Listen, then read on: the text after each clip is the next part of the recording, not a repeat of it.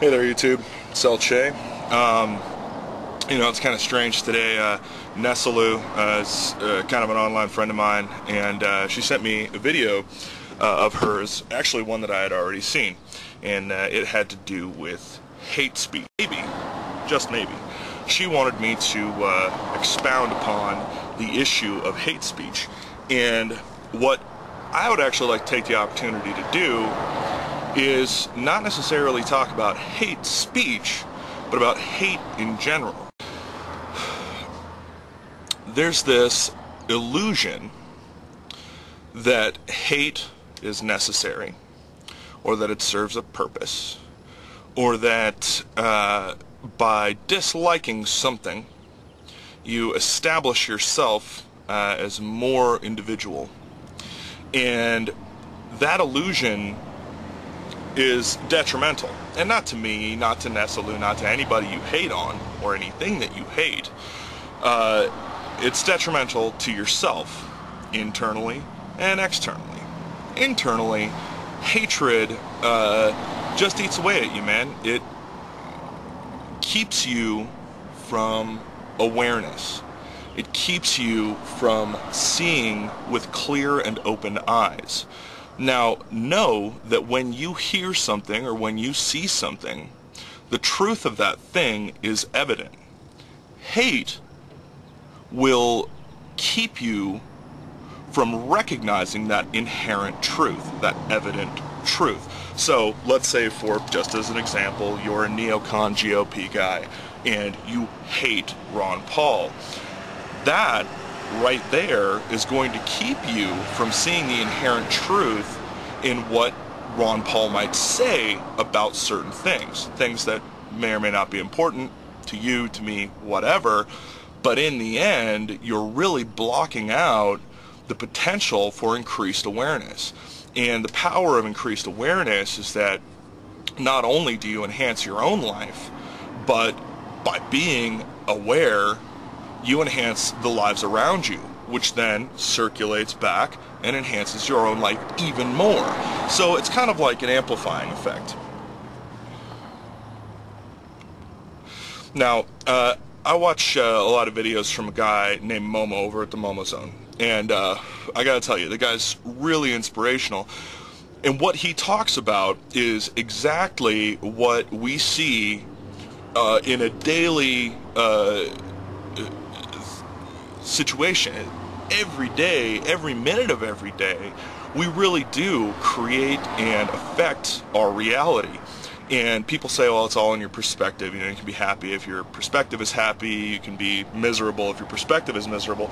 And that's true, but don't sell yourself short. It's not like you're creating just this little pocket of reality for yourself and the environment is just kind of always there without your input. The environment is absolutely created by your perception. So if you believe that things are going to be so difficult for you, trust me, they will. You will have all the obstacles you ever need to fail. And if you believe and understand that you have the capacity and the power to accomplish anything you want, you will get it. It might take time, it will definitely take hard work, but the most important thing, the number one thing that you cannot lose if you want to succeed is your commitment. Commitment to succeed. Don't falter, don't doubt, don't fear failure. Failure is not an option. Failure is a lesson. Anyway, so back to hate speech and hate in general. Nessalu said it pretty well. When you hate, when you're sitting there putting out a message of hate, it doesn't bother me. It doesn't bother her. It doesn't really affect anybody except for yourself. And she made a point that what you're trying to do is, build yourself up by putting somebody else down. Now, an important point here is that that's a lot like the inflationary practices of the Federal Reserve. You're building yourself up by producing something of zero substance. So your argument, while you know, you spouted off that so-and-so is so blah, blah, blah, blah, blah, these negative, nasty things. They are not those things. You are unaware of that truth consciously, but subconsciously, you know full well that you're full of shit about it. And what that's going to do is it's going to cause a bubble and then a burst, just like our economic system. It's emotional economics, and you're losing out. And the reason you're losing out is because you're not building anything with substance. Now, when you get into relationships, substance is the core. If you don't have substance, you don't have a relationship. If you talk to somebody about things that are trivial and do not matter and contain no substance, relevance, or truth, you may as well be talking to a wall. Nothing's going to be there. Nothing's going to grow there.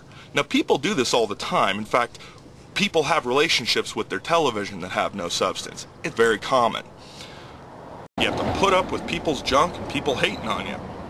And it's not hard to put up with in our sense. You know, we sitting here talking to a fucking camera. I mean, the camera doesn't argue with me. You know, there might be some comments down below that are arguing with me, but you know, insubstantial, non-existent.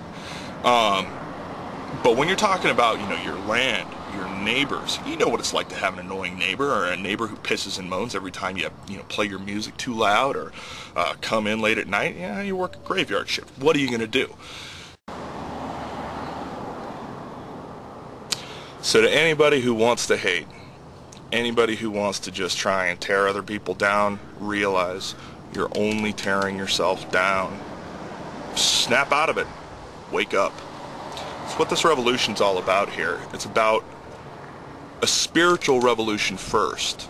Something inside of us that makes us want to take responsibility for ourselves, for our actions, for our families.